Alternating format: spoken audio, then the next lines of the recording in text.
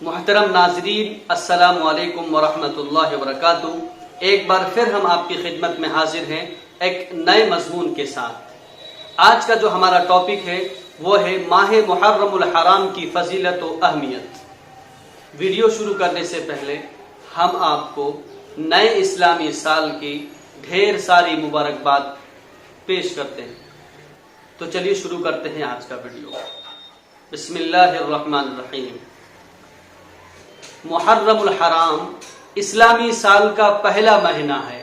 اس کے معنی ہے معزز، محترم، ریسپیکٹڈ۔ ویسے تو سال کے سارے مہینے اللہ تبارک و تعالی کے ہی ہیں، لیکن ان میں سے کچھ خاص ہیں۔ چنانچہ ارشاد باری تعالی ہے، ان عدت الشہور عند اللہ 12 شہرا فی کتاب اللہ یوم خلق السماوات والارض منها 4 حرم ذلك الدین القیم فلا تظلموا فیہن انفسکم۔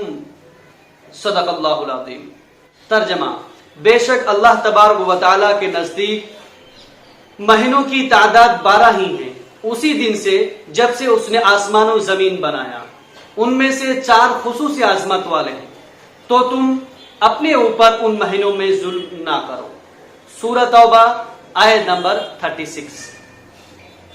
محترم ناظرین، ان عظمت والے 4 مہینوں میں سے پہلا مہینہ بالاتفاق محرم الحرام کا مہینہ ہے۔ محترم ناظرین، ان عظمت والے 4 مہینوں میں سے بالاتفاق پہلا مہینہ محرم الحرام کا مہینہ ہے۔ باقی 3 مہینہ رجب، ذی قعدہ اور ذی الحجہ ہیں۔ عرب لوگ زمانہ جاہلیت میں بھی ان مہینوں کی تعظیم کرتے تھے اور ان میں لڑائی جھگڑا، جنگ و جدال، قتال، خون ریزی کو حرام مانتے تھے۔ اسلام میں ان مہینوں کی تعظیم، اس کی اہمیت اور زیادہ بڑھ گئی ہے۔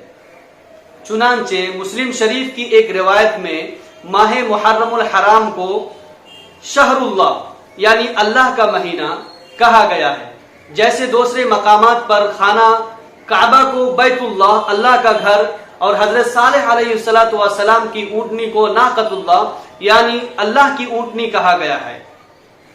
چنانچہ محرم الحرام کی اسی بزرگی اور برتری کی بنا پر حضور اقدس سرور کائنات فخر موجودات صلی اللہ علیہ وسلم نے ارشاد فرمایا ہے کہ رمضان المبارک کے بعد سب مہینوں میں سب سے افضل محرم الحرام کے روزے ہیں۔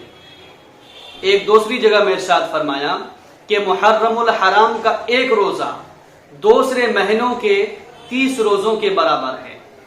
محترم ناظرین، انشاءاللہ بہت جلد محرم الحرام کے روزوں کے سلسلے میں ایک الگ سے ویڈیو آپ کی خدمت میں ہم پیش کریں گے۔